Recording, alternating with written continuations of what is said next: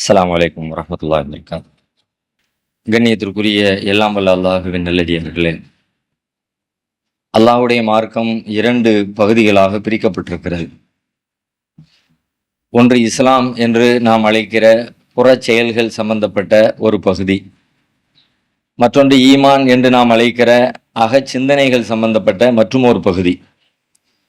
இரண்டு பகுதிகளுமே மிக முக்கியத்துவம் வாய்ந்தவை என்றாலும் கூட, புற செயல்களை விட இஸ்லாம் என்று அழைக்கப்படுகிற வெளிப்படையான செயல்பாடுகளை விட ஈமான் என்று அழைக்கப்படுகிற சிந்தனை நம்பிக்கை குறித்த விஷயங்களுக்கு இஸ்லாம் அதிகமாக முக்கியத்துவம் வழங்குகிறது. ஏனென்றால் அகத்திலே எழுகிற சிந்தனைகளை நாம் சரி செய்து விட்டால், சரியான முறையான சிந்தனைகளை அதற்குள்ளே விதைத்து விட்டால், கண்டிப்பாக அதில் எந்த வகையிலும் மாற்றம் பெறாத வகையில் நம்முடைய புற செயல்கள் எல்லாம் மாற்றம் அடைந்துவிடும்.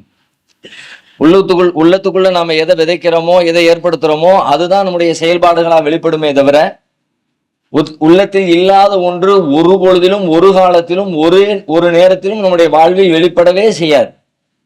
இதை இஸ்லாம் ரொம்ப ஆணித்தரமாக நம்புகிறது. அதற்காகத்தான் ஈமான் குறித்த விஷயங்களை, இறை நம்பிக்கை குறித்த விஷயங்களை அதிகமாக போதிக்கிறது. அப்படிப்பட்ட இறை நம்பிக்கையில ஒரு முக்கியமான செய்தி, நம்முடைய வாழ்வின் அன்றாடம் தினம்தோறும் ஒவ்வொரு நிமிட நொடி பொழுதுகளிலும் நமக்கு தேவைப்படுகிற இறை நம்பிக்கை சார்ந்த ஒரு செய்தி, ஒரு அருமையான ஒரு பாடம் திருக்குர்ஆனுடைய 57வது அத்தியாயத்தினுடைய 22, 23 ஆகிய வசனங்களில் சொல்லப்பட்டிருக்கிறது. நம்முடைய வாழ்க்கையில நாம எவ்வளவு பெரிய இன்பத்தை சந்திச்சாலும் சரி, அல்லது பெரிய துன்பங்களை, இடர்பாடுகளை சந்திச்சாலும் சரி, மகிழ்ச்சியான தருணங்களை நாம சந்திச்சாலும் சரி, அல்லது கவலைப்படுகிற சூழலுக்குள்ள நாம தள்ளப்பட்டாலும் சரி, அந்த மாதிரி தருணங்கள்ல நாம எல்லாருமே அந்த அத்தியாயத்தை நினைவில் வைத்து, வாய்ப்பு இருந்தால் அதை நோட் செய்து குறிப்பெடுத்து வைத்துக் கொண்டு 57வது அத்தியாயத்தினுடைய 22, 23 ஆகிய வசனங்கள் எல்லா கட்டத்திலையும் நமக்கு பாடம் சொல்லிக்கொண்டே இருக்கும். நீங்க என்ன பிரச்சனையை சந்திக்கிறீங்களோ, அல்லது என்ன இன்பத்தை சந்திக்கிறீங்களோ, எந்த வெற்றியை சந்திக்கிறீங்களோ, எந்த தோல்வியை சந்திக்கிறீங்களோ, வாழ்வின் எந்த சூழலை சந்திக்கிறீங்களோ, எல்லா கட்டத்திலையும் அந்த வசனம் நமக்கு பாடம் நடத்தி கொண்டே இருக்கணும்.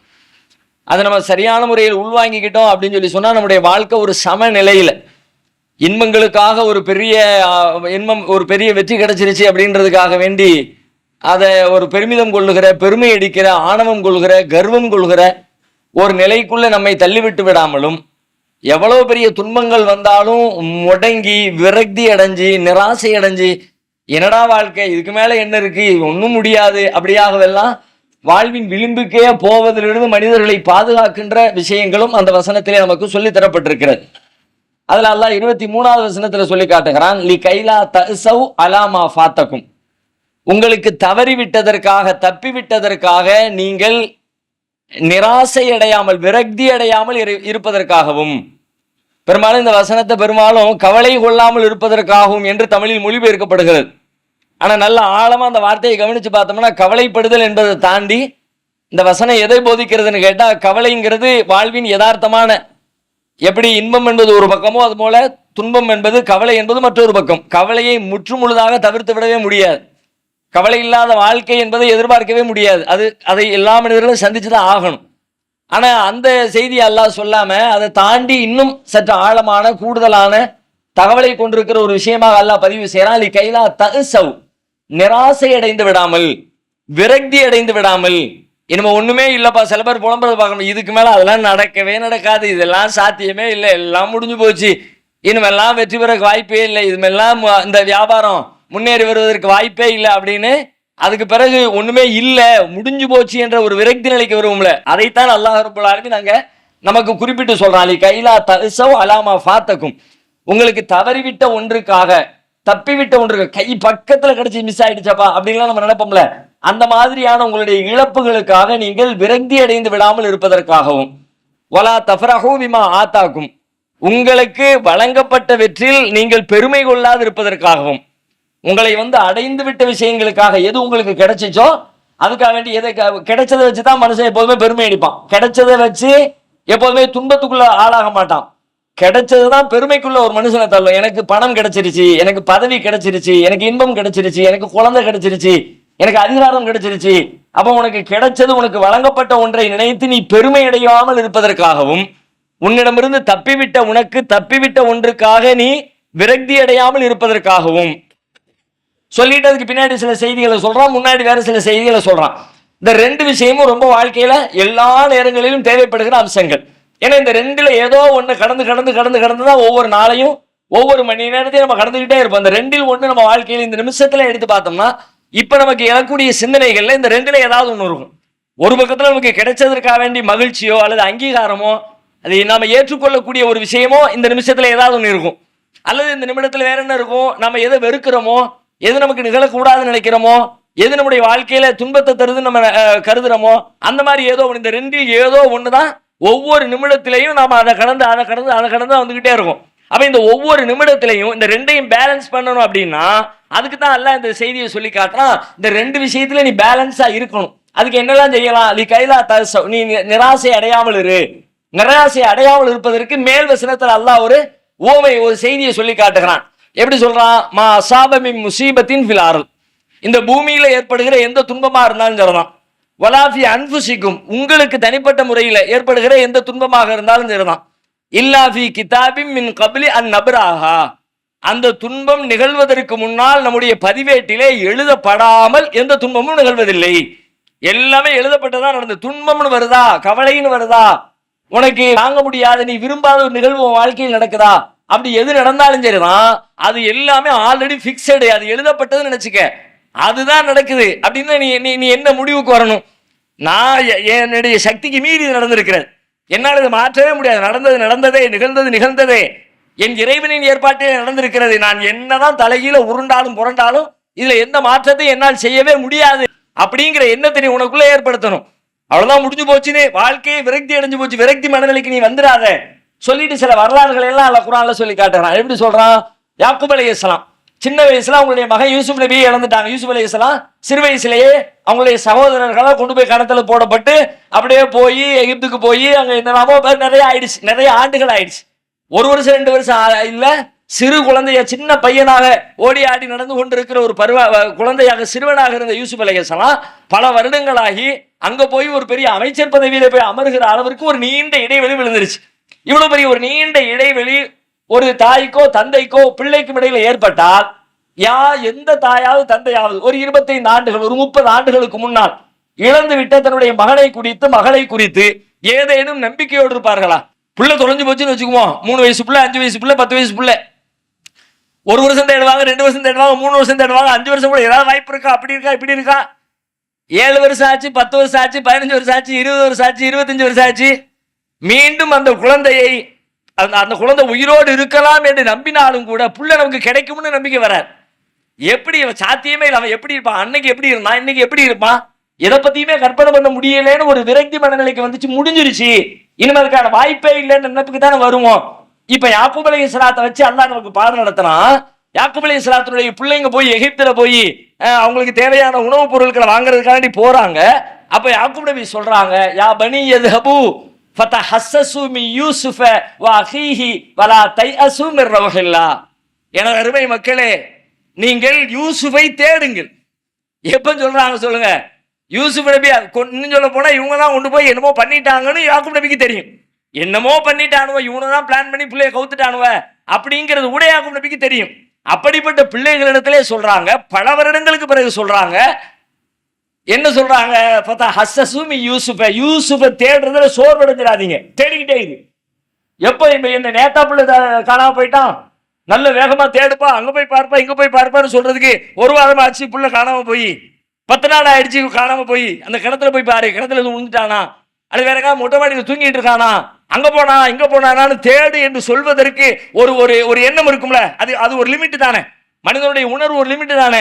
ஆனா எத்தனையோ ஆண்டுகளுக்கு பிறகு தன் பிள்ளைங்களுக்கு சொல்றாங்க, அதுல மட்டும் நீ சோர்வடைஞ்சிடாதீங்க சொல்லிட்டு சொல்றாங்க, வலா தைஅஸு மிர் ரவ்ஹில்லாஹ், அல்லாஹ்வின் அருளில் நிராசை அடைந்து விடாதீர்கள். இன்னஹு லா யைஅஸு மிர் ரவ்ஹில்லாஹி இல்லல் கௌமுல் காஃபிரூன், காஃபிர்களை தவிர வேறு யாரும் இறைவனின் அருளில் விரக்தி அடைய மாட்டார்கள், நிராசை அடைய மாட்டார்கள். கடைசி கடைசி கடைசி கடைசியா அப்படி ஒரு வாய்ப்பு இருக்குமானால் அதுலயும் அல்லா மேல நம்பிக்கை வச்சு இதுலயாவது அல்லா எனக்கு ஒரு வாய்ப்பை கொடுத்துருவான், என்னுடைய ஆசையை நிறைவேற்றிடுவான், என்னுடைய தேடலை பூர்த்தி செஞ்சிருவான் அப்படின்னு நீ அல்லா மேல நம்பிக்கை வைக்கணுமே தவிர ஒண்ணுமே இல்ல, முடியவே முடியாது, சாத்தியமே இல்லை என்கிற விரக்தி மனநிலை கூடவே கூடாது. யாரா இருந்தாலும் எப்படி மனித ஆற்றலால் முடியும் என்று சொல்லப்படுகிற எல்லாவற்றையும் என் இறைவன் எனக்கு முடித்து தருவான் என்று நம்ப வேண்டும். எதன் மீது நீ ஒரு திட்டவட்டமான முடிவுக்கு வரணும் தெரியுமா? இறைவன் எதை சில விதிகளாக அவனது ஏற்பாடுகளாக சுன்னத்தல்லா என்று சொல்லப்படுகிற இறை விதிகளாக ஏற்படுத்தி இருக்கிறானோ அந்த விதிகளில் இது மாறவே மாறா அப்படி நீ நம்பிக்கை வைங்க. உலகத்துல ஒரு குழந்தை பிறந்துருச்சு, எப்படினாலும் ஒரு நாள் மௌத்தா போயிடுவான் நம்புங்க. இல்ல இல்ல மரணத்தை மீறி இவன் வாழ்ந்து விடுவான் நம்ப முடியாது. இறைவனின் நீதி உலகத்திலே பிறந்த அனைவரும் இறந்தே தீர்வார்கள் அப்படின்னு இறைவன் ஒரு விதியை உண்டாக்கி இருக்கிறானே, அந்த இறைவனின் விதியை நீ நம்பு. வாய்ப்பே இல்லப்பா, பிறந்தவன் ஒரு நாள் இறந்தே தீருவான். இறந்துட்டான் ஒருத்தன், இறந்தவன் திரும்ப முஸ்ரோடு வந்துருவானா அதை நம்பாதீங்க. வாய்ப்பே இல்ல, மீண்டும் உயிரோடு வரவே மாட்டான் நம்புங்க.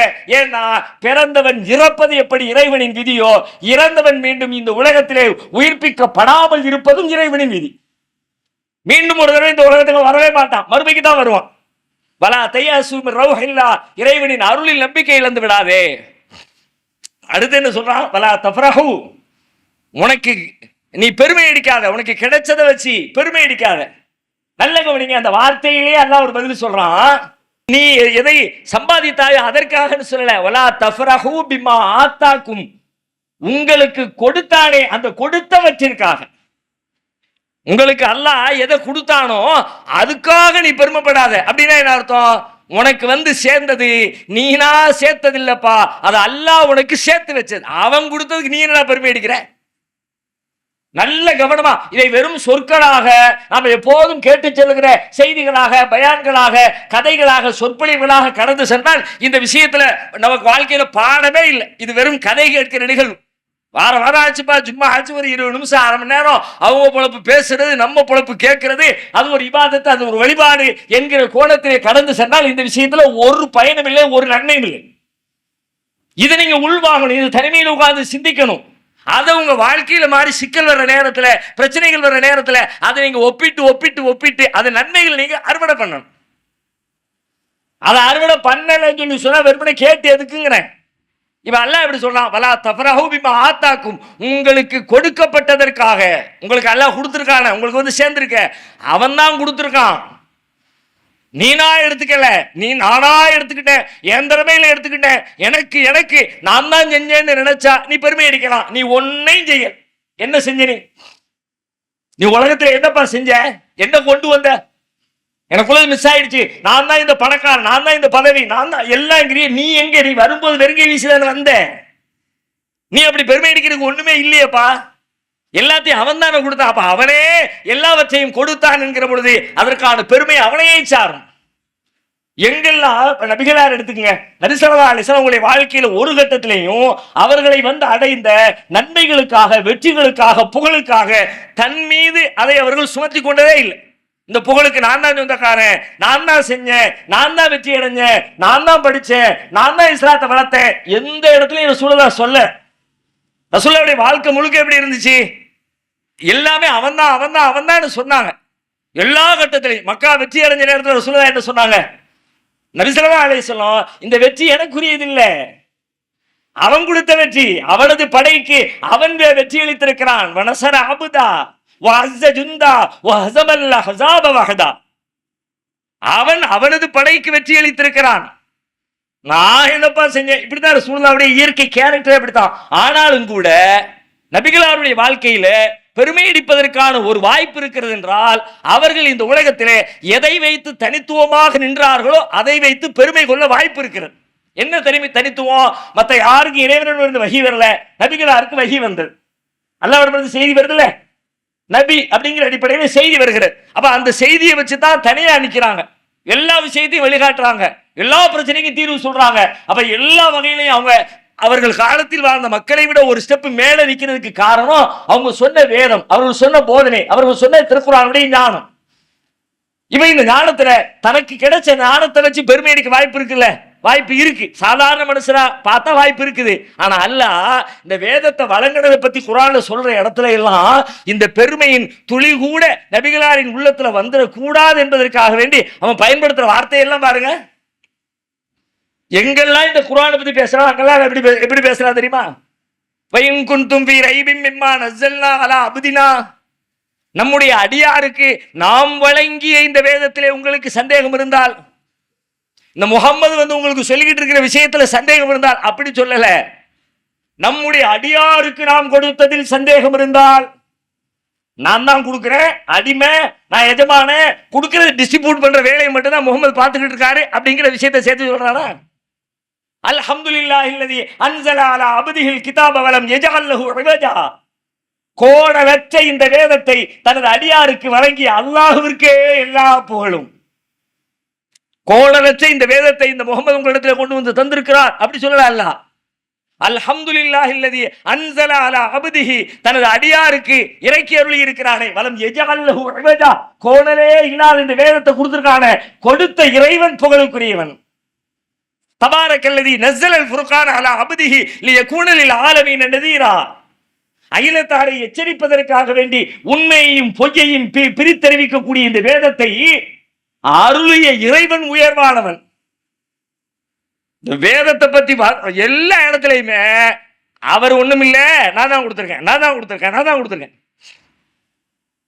ஹுவல்லதி அன்ஸல அலா அப்திஹி, இன்னொரு இடத்துல சொல்லி யுக்ரிஜக்கும் மின துலுமாத்தி இல நூர், இருள்களில் இருந்து வெளிச்சத்தின்பால் உங்களை கொண்டு சேர்க்கிற இந்த வேதத்தை அவன்தான் தன் அடியாருக்கு வழங்கி இருக்கிறான்.